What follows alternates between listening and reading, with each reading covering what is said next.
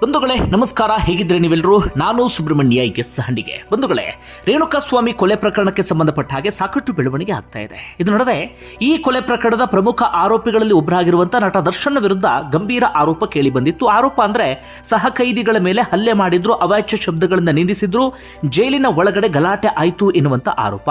ಆ ಆರೋಪಕ್ಕೆ ಸಂಬಂಧಪಟ್ಟ ಹಾಗೆ ಇದೀಗ ಸಾಕಷ್ಟು ಬೆಳವಣಿಗೆ ಆಗ್ತಾ ಇದೆ, ನಾನಾ ರೀತಿಯಲ್ಲಿ ಚರ್ಚೆ ಆಗ್ತಾ ಇದೆ. ಅದೇನು ಅನ್ನುವಂಥ ವಿವರವನ್ನು ಗಮನಿಸ್ತಾ ಹೋಗೋಣ. ಮೊದಲಿಗೆ ಆರೋಪ ಏನು ಅಂತ ಗಮನಿಸೋದಂದ್ರೆ, ಆರೋಪ ಅಂದ್ರೆ ಮಾಧ್ಯಮಗಳಲ್ಲಿ ಬಂದಂಥ ಸುದ್ದಿ. ಆ ಸುದ್ದಿಯ ಆಧಾರದ ಮೇಲೆ ಸೋಷಿಯಲ್ ಮೀಡಿಯಾದಲ್ಲಿ ಒಂದಷ್ಟು ಚರ್ಚೆ ಎಲ್ಲವೂ ಕೂಡ ಆಗಿತ್ತು.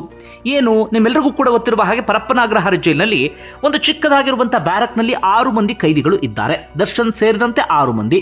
ಅವರೆಲ್ಲರೂ ಕೂಡ ಈ ರೇಣುಕಾಸ್ವಾಮಿ ಕೊಲೆ ಪ್ರಕರಣದ ಆರೋಪಿಗಳೇ. ಅನುಕುಮಾರ್, ಜಗ್ಗಾ, ಪ್ರದೋಷ್, ಲಕ್ಷ್ಮಣ್ ಹಾಗೆ ದರ್ಶನ್ ವ್ಯವಸ್ಥಾಪಕ ಆಗಿರುವಂತ ನಾಗರಾಜು. ದರ್ಶನ್ ವಿರುದ್ಧ ಮಾಡಲಾದಂತ ಆರೋಪ ಏನಪ್ಪಾ ಅಂದ್ರೆ, ಡೆವಿಲ್ ಸಿನಿಮಾ ಬರುವಂತ ಸಂದರ್ಭದಲ್ಲಿ ನಟ ದರ್ಶನ್ ಹೊರಗಡೆ ಇಲ್ಲ, ಹೀಗಾಗಿ ಫ್ರಸ್ಟ್ರೇಷನ್ ಒಳಗಾಗಿದ್ದಾರೆ. ಆ ಕಾರಣಕ್ಕಾಗಿ ಸಹ ಕೈದಿಗಳ ಮೇಲೆ ಹಲ್ಲೆ ಮಾಡಿದ್ದಾರೆ. ಬೆಳಿಗ್ಗೆ ಹೇಳ್ತಾ ಇದ್ದ ಹಾಗೆ ಅವರಿಗೆ ಒದೆಯೋದು, ಅವಾಚ್ಯ ಶಬ್ದಗಳಿಂದ ನಿಂದಿಸೋದು, ಅವ್ರ ಮೇಲೆ ಕೈ ಎತ್ತೋದು, ಅಥವಾ ಅವ್ರನ್ನ ಬೇರೆ ಬೇರೆ ರೀತಿಯಲ್ಲಿ ಮಾನಸಿಕವಾಗಿ ಅವರಿಗೆ ಕಿರುಕುಳ ಕೊಡೋದು, ದೈಹಿಕವಾಗಿ ಕಿರುಕುಳ ಕೊಡೋದು ಎನ್ನುವಂತ ಆರೋಪ. ಹಾಗೆ ಆ ಗಲಾಟೆ ತೀರಾ ಮುಂದೆ ಹೋಗಿ ವಿಕೋಪಕ್ಕೆ ತಿರುಗಿ ಗಲಾಟೆ ಕೂಡ ಆಗಿದೆ. ಅನುಕುಮಾರ್, ಜಗ್ಗಾ ಹಾಗೆ ದರ್ಶನ್ ನಡುವೆ ಕೈ ಮಿಲಾಯಿಸುವ ಹಂತಕ್ಕೆ ಹೋಗಿದೆ. ಆ ಸಂದರ್ಭದಲ್ಲಿ ಜೈಲು ಸಿಬ್ಬಂದಿಯೇ ಆ ಜಗಳವನ್ನ ಬಿಡಿಸಿದ್ದಾರೆ. ಇದು ಮುಂದುವರೆದು ಅನುಕುಮಾರ್ ಮತ್ತೆ ಜಗ್ಗಾ ನಮ್ಮನ್ನ ಬೇರೆ ಬ್ಯಾರಕ್ಕೆ ಅಥವಾ ಚಿತ್ರದುರ್ಗ ಜೈಲಿಗೆ ಸ್ಥಳಾಂತರ ಮಾಡುವಂತೆ ಜೈಲಿನ ಅಧಿಕಾರಿಗಳ ಬಳಿ ಮನವಿಯನ್ನ ಮಾಡಿಕೊಂಡಿದ್ದಾರೆ. ನಮಗೆ ಮಾನಸಿಕವಾಗಿ ಹಾಗೆ ದೈಹಿಕವಾಗಿ ದರ್ಶನ್ ಕಿರುಕುಳ ಕೊಡ್ತಿದ್ದಾರೆ ಅಂತ ಹೇಳಿದ್ದಾರೆ ಎನ್ನುವ ರೀತಿಯಲ್ಲಿ ಒಂದಷ್ಟು ಚರ್ಚೆಗಳೆಲ್ಲವೂ ಕೂಡ ನಡೆದಿತ್ತು. ಮಾಧ್ಯಮಗಳಲ್ಲಿ ಸುದ್ದಿಯೂ ಕೂಡ ಬಿತ್ತರ ಆಗಿತ್ತು. ಅದಾದ ನಂತರ ಆದಂಥ ಚರ್ಚೆ ಅಂದ್ರೆ, ಈ ಸುದ್ದಿ ಸತ್ಯನ ಸುಳ್ಳ, ಈ ಸುಳ್ಳಾಗಿದ್ರೆ ಈ ರೀತಿ ಸ್ಪ್ರೆಡ್ ಮಾಡಿದಂಥವ್ರು ಯಾರು, ಅಥವಾ ಸತ್ಯನೇ ಆಗಿದ್ರೆ ಈ ಮಾಹಿತಿಯನ್ನು ಕೊಟ್ಟಂಥವ್ರು ಯಾರು, ಈ ರೀತಿಯಲ್ಲಿ ಒಂದಷ್ಟು ಚರ್ಚೆ ಎಲ್ಲವೂ ಕೂಡ ನಡೀತಾ ಇತ್ತು. ಈಗ ಆಗ್ತಿರುವಂಥ ಬೆಳವಣಿಗೆ ಏನು ಅಂತ ಗಮನಿಸ್ತಾ ಹೋಗೋದಾದ್ರೆ, ಪಾಯಿಂಟ್ ನಂಬರ್ 1, ಕೆಲ ಮಾಧ್ಯಮ ಸಂಸ್ಥೆಗಳು ಜೈಲಿನ ಅಧಿಕಾರಿಗಳಿಂದ ಇದಕ್ಕೆ ಸಂಬಂಧಪಟ್ಟ ಹಾಗೆ ಮಾಹಿತಿ ಪಡೆಯುವಂಥ ಕೆಲಸವನ್ನು ಮಾಡಿದ್ದಾರೆ. ಆ ಸಂದರ್ಭದಲ್ಲಿ ಆ ಮಾಧ್ಯಮ ಸಂಸ್ಥೆಗಳೇ ಸುದ್ದಿಯನ್ನು ಪ್ರಕಟಿಸಿರುವಂತಹ ಪ್ರಕಾರವಾಗಿ ಜೈಲಿನ ಉನ್ನತ ಅಧಿಕಾರಿಗಳು ಈ ಸುದ್ದಿಯನ್ನ ನಿರಾಕರಿಸಿದ್ದಾರಂತೆ. ಅಂದ್ರೆ ಅಂಥದ್ದೇನು ಕೂಡ ಆಗಿಲ್ಲ ಅಂತ ಹೇಳಿದ್ದಾರಂತೆ. ಅದರಲ್ಲೂ ಕೂಡ ಇತ್ತೀಚೆಗೆ ಪರಪ್ಪನಾಗ್ರಹಾರ ಜೈಲಿನಲ್ಲಿ ಒಂದಷ್ಟು ಬೆಳವಣಿಗೆ ಆದ ಬಳಿಕ IPS ಅಧಿಕಾರಿ ಅಂಶುಕುಮಾರ್ ಅವರನ್ನ ಕಾರಾಗೃಹ ಮುಖ್ಯ ಅಧೀಕ್ಷಕರನ್ನಾಗಿ ನೇಮಕ ಮಾಡಲಾಗಿದೆ. ಅವರಲ್ಲಿ ಕಾರಾಗೃಹ ಮುಖ್ಯ ಅಧೀಕ್ಷಕರಾದ ಬಳಿಕ ಪ್ರತಿ ಬ್ಯಾರಕ್ಗಳನ್ನು ಕೂಡ ಇತ್ತೀಚೆಗೆ ಚೆಕ್ ಮಾಡಲಾಗಿದೆ. ಅಂದ್ರೆ ಗಾಂಜಾ ಏನಾದರೂ ಅಡಗಿಸಿಕೊಟ್ಟಿದ್ದಾರೆ ಏನ್ ಕತೆ ಅಂತ ಹೇಳಿ 1-2 ದಿನಗಳ ಹಿಂದೆ ಚೆಕ್ ಮಾಡಲಾಗಿದೆ. ಅದೇ ಸಂದರ್ಭದಲ್ಲಿ ದರ್ಶನ್ ಬ್ಯಾರಕ್ ಅನ್ನು ಕೂಡ ಚೆಕ್ ಮಾಡಿದ್ರಂತೆ. ಆಗ ಚೆಕ್ ಮಾಡುವ ಸಂದರ್ಭದಲ್ಲಿ ಜೈಲಿನ ಉನ್ನತ ಹಂತದ ಅಧಿಕಾರಿಗಳೇ ಬ್ಯಾರಕ್ಗೆ ಹೋಗಿದ್ರೂ ಕೂಡ ಈಗ ದರ್ಶನ್ ಮೇಲೆ ಏನೋ ಆರೋಪ ಮಾಡಿದ್ರು ಅಂತ ಹೇಳಲಾಗ್ತಿದೆಯಲ್ಲ, ಅನುಕುಮಾರ್ ಮತ್ತೆ ಜಗ್ಗಾ ಅವರು ಜೈಲಿನ ಅಧಿಕಾರಿಗಳ ಬಳಿ ಏನನ್ನೂ ಕೂಡ ಹಂಚಿಕೊಂಡಿಲ್ಲ ಅಂತೆ. ಹಾಗೆ ಅಲ್ಲಿ ಏನೋ ಬೆಳವಣಿಗೆ ಆಗಿದೆ ಎನ್ನುವಂಥ ವಾತಾವರಣವೂ ಕೂಡ ಇರಲಿಲ್ಲ ಅಂತ ಅಧಿಕಾರಿಗಳು ಮಾಧ್ಯಮ ಸಂಸ್ಥೆಗಳಿಗೆ ಹೇಳಿದ್ದಾರಂತೆ. ಒಂದು ವಿಚಾರ. ಮತ್ತೊಂದೇನಪ್ಪ ಅಂದ್ರೆ, ಎರಡನೇ ವಿಚಾರ ಏನಪ್ಪ ಅಂದ್ರೆ, ಅನುಕುಮಾರ್ ಮತ್ತೆ ಜಗ್ಗಾ ಚಿತ್ರದುರ್ಗ ಜೈಲಿಗೆ ಸ್ಥಳಾಂತರ ಮಾಡುವಂತೆ ಕೋರಿದ್ದು ಸತ್ಯ, ಆದರೆ ಈ ವಿಚಾರಕ್ಕೆ ಸಂಬಂಧಪಟ್ಟ ಹಾಗೆ ಅಲ್ಲ. ಅವರಿಬ್ಬರು ಕೂಡ ಚಿತ್ರದುರ್ಗ ಮೂಲದವರು. ಹಾಗೆ ಅದರಲ್ಲಿ ಒಬ್ಬ ಆರೋಪಿಯ ತಾಯಿಗೆ ಆರೋಗ್ಯ ಸ್ವಲ್ಪ ಮಟ್ಟಿಗೆ ಏರುಪೇರಾಗಿರುವ ಕಾರಣಕ್ಕಾಗಿ ಅಲ್ಲಿ ಇದ್ರೆ ಉತ್ತಮ ಆಗುತ್ತೆ ಎನ್ನುವ ಕಾರಣಕ್ಕಾಗಿ ಚಿತ್ರದುರ್ಗ ಜೈಲಿಗೆ ಸ್ಥಳಾಂತರ ಮಾಡುವಂತೆ ಕೋರಿದ್ದಾರೆ. ಆದರೆ ಈ ವಿಚಾರಕ್ಕಲ್ಲ ಎನ್ನುವಂತ ಮಾಹಿತಿಯೂ ಕೂಡ ಈಗ ಸಿಗ್ತಾ ಇದೆ. ಇದಾದ ಬಳಿಕ ಇದೀಗ ವಿಜಯಲಕ್ಷ್ಮಿ ದರ್ಶನ್ ಅಂದ್ರೆ ನಟ ದರ್ಶನ್ ಅವರ ಪತ್ನಿ ಕೂಡ ಇದಕ್ಕೆ ಸಂಬಂಧಪಟ್ಟ ಹಾಗೆ ಸೋಷಿಯಲ್ ಮೀಡಿಯಾದಲ್ಲಿ ಒಂದು ಪೋಸ್ಟ್ ಅನ್ನ ಹಂಚಿಕೊಂಡಿದ್ದಾರೆ. ಮಾಧ್ಯಮಗಳ ವಿರುದ್ಧ ತಮ್ಮ ಆಕ್ರೋಶವನ್ನು ಕೂಡ ಹೊರಹಾಕಿದ್ದಾರೆ. ಆ ಪೋಸ್ಟಿನ ಸಾರಾಂಶವನ್ನು ಗಮನಿಸ್ತಾ ಹೋಗೋದಾದ್ರೆ, ಇಂದು ನಾನು ಜೈಲಿಗೆ ಭೇಟಿ ನೀಡಿದಾಗ ನಾನು ಅಧಿಕಾರಿಗಳೊಂದಿಗೆ, ನನ್ನ ಪತಿಯೊಂದಿಗೆ ಮತ್ತು ಅವರಿಂದ ಹಲ್ಲೆಗೊಳಗಾದ ವ್ಯಕ್ತಿಗಳೊಂದಿಗೆ ವೈಯಕ್ತಿಕವಾಗಿ ಮಾತನಾಡಿದೆ. ವದಂತಿಗಳಿಂದಲ್ಲ, ಊಹಾಪೋಹಗಳಿಂದಲ್ಲ, ವಿಕೃತ ನಿರೂಪಣೆಗಳಿಂದಲ್ಲ, ಎಲ್ಲವನ್ನು ನೇರವಾಗಿ ಅರ್ಥ ಮಾಡಿಕೊಳ್ಳೋದಕ್ಕೆ ನಾನು ಬಯಸಿದ್ದೆ. ಎಲ್ಲರನ್ನೂ ಮಾತನಾಡಿಸಿ ಅವರ ಮಾತುಗಳನ್ನು ಕೇಳಿದ ನಂತರ ನನಗೆ ಒಂದು ವಿಷಯ ಸಂಪೂರ್ಣವಾಗಿ ಅರ್ಥವಾಯಿತು. ಈ ಆರೋಪಗಳು ನಕಲಿ, ಆಧಾರರಹಿತ ಮತ್ತು ದುರುದ್ದೇಶಪೂರಿತ ಉದ್ದೇಶದಿಂದ ಸೃಷ್ಟಿಸಲ್ಪಟ್ಟಿವೆ ಅಂತ. ಸತ್ಯವು ಸ್ವಲ್ಪ ಸಮಯದವರೆಗೆ ಮೌನವಾಗಿರಬಹುದು, ಆದರೆ ಅದು ಎಂದಿಗೂ ತಲೆಬಾಗುವುದಿಲ್ಲ. ಸುಳ್ಳುಗಳು ಜೋರಾಗಿ ಕೂಗುತ್ತವೆ, ತಮ್ಮದೇ ಆದ ಭಾರಕ್ಕೆ ಕುಸಿಯುವ ಮೊದಲು ಅಂತ ಹೇಳಿ ಒಂದು ಪೋಸ್ಟ್ ಅನ್ನ ಮಾಡಿದ್ದಾರೆ. ಅದರ ಜೊತೆಗೆ ಮಾಧ್ಯಮದವರ ಮೇಲೂ ಕೂಡ ಅವರು ಕಿಡಿಕಾರಿದ್ದಾರೆ. ಮೌಲ್ಯಯುತ ಪತ್ರಿಕೋದ್ಯಮ ಕುಸಿತಾ ಇದೆ, TRP ಉದ್ದೇಶಕ್ಕೆ ಏನೇನೋ ಮಾಡೋಕೆ ಹೊರಟಿದ್ದಾರೆ. ಸುಳ್ಳು ಸುದ್ದಿಗಳನ್ನು ಪ್ರಕಟ ಮಾಡೋದಕ್ಕೆ ಶುರು ಮಾಡ್ಕೊಂಡಿದ್ದಾರೆ.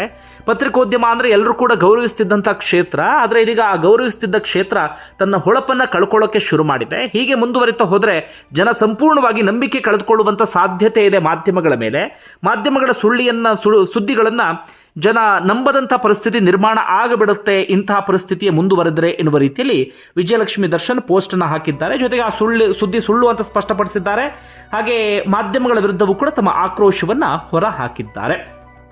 ಅದರ ಆಚೆಗೆ ಸಹಜವಾಗಿ ಇರುವಂಥ ಪ್ರಶ್ನೆ ಏನಪ್ಪ ಅಂದರೆ, ದರ್ಶನ್ ಈಗಾಗಲೇ ಪೆಟ್ಟಿನ ಮೇಲೆ ಪೆಟ್ಟನ್ನು ತಿಂತಾ ಇದ್ದಾರೆ. ಸುಪ್ರೀಂ ಕೋರ್ಟಿಂದಲೂ ಕೂಡ ಜಾಮೀನು ರದ್ದಾಗಿ ಜೈಲು ಸೇರುವಂಥ ಪರಿಸ್ಥಿತಿ ಎದುರಾಗಿದೆ. ಮುಂದೆ ಜಾಮೀನಿಗೆ ಸಹಜವಾಗಿ ಪ್ರಯತ್ನ ಪಡ್ತಾರೆ. ಈ ಸಂದರ್ಭದಲ್ಲಿ ಮೊದಲೇ ಬೆಡ್ಶೀಟ್ ಸಿಗ್ತಾ ಇಲ್ಲ, ದಿಂಬು ಸಿಗ್ತಾ ಇಲ್ಲ, ಸೂರ್ಯನ ನೋಡೋದಕ್ಕೆ ಅವಕಾಶ ಮಾಡಿಕೊಡ್ತಿಲ್ಲ, ವಾಕಿಂಗ್ ಅವಕಾಶ ಮಾಡಿಕೊಡ್ತಿಲ್ಲ, ಕನಿಷ್ಠ ಸೌಲಭ್ಯವನ್ನು ಕೂಡ ಕೊಡ್ತಿಲ್ಲ ಅಂತ ಹೇಳಿ ದರ್ಶನ್ ಹೇಳ್ತಾ ಇದ್ದಾರೆ. ಇಂಥ ಸಂದರ್ಭದಲ್ಲಿ ಮತ್ತೊಂದು ರಿಸ್ಕನ್ನು ದರ್ಶನ್ ಮೈ ಮೇಲೆ ಎಳ್ಕೊಳ್ಳೋದಕ್ಕೆ ರೆಡಿ ಇದ್ದಾರಾ ಅನ್ನೋದು ಸಹಜವಾಗಿ ಮೂಡುವಂಥ ಪ್ರಶ್ನೆ. ಅಂದರೆ ಇಷ್ಟೆಲ್ಲ ಆಗಿರುವಂಥ ಸಂದರ್ಭದಲ್ಲಿ ಮತ್ತೊಮ್ಮೆ ಸಹಕೈದಿಗಳ ಮೇಲೆ ಹಲ್ಲೆ ಮಾಡಿ ಅಥವಾ ಗಲಾಟೆ ಮಾಡಿಕೊಂಡು ಪೊಲೀಸ್ ಸಿಬ್ಬಂದಿ ಅಲ್ಲಿಗೆ ಬಂದು ಬಿಡಿಸುವ ಹಂತದವರೆಗೆ ದರ್ಶನ್ ಹೋಗ್ತಾರಾ?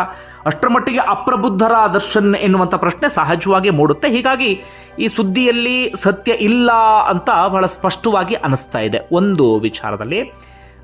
ಮತ್ತೊಂದು ವಿಚಾರ ಏನಪ್ಪ ಅಂದರೆ, ಪೊಲೀಸ್ ಅಧಿಕಾರಿಗಳು ಅಂದರೆ ಉನ್ನತ ಹಂತದ ಅಧಿಕಾರಿಗಳು ಮಾಧ್ಯಮ ಸಂಸ್ಥೆಗಳಿಗೆ ಪ್ರತಿಕ್ರಿಯೆ ಕೊಟ್ಟು ಅದು ಸುಳ್ಳು ಸುದ್ದಿ ಅಂತ ಹೇಳಿದ್ದಾರೆ.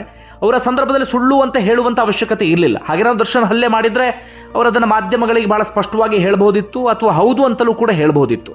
ಯಾಕಂದರೆ ಈಗಾಗಲೇ ಜೈಲಿನ ಅಧಿಕಾರಿಗಳ ಮೇಲೆ ದರ್ಶನ್ನ ಆರೋಪ ಮಾಡ್ತಾ ಇದ್ದಾರೆ, ನನಗೆ ಕನಿಷ್ಠ ಸೌಲಭ್ಯವನ್ನು ಕೂಡ ಕೊಡ್ತಿಲ್ಲ ಅಂಥೇಳಿ.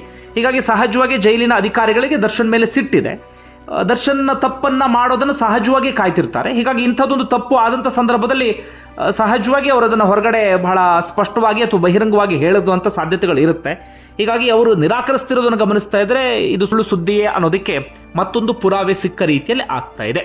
ಇಷ್ಟು ದರ್ಶನ್ ಹಲ್ಲೆ ವಿಚಾರಕ್ಕೆ ಸಂಬಂಧಪಟ್ಟಾಗ ಆಗಿರುವಂಥ ಬೆಳವಣಿಗೆ.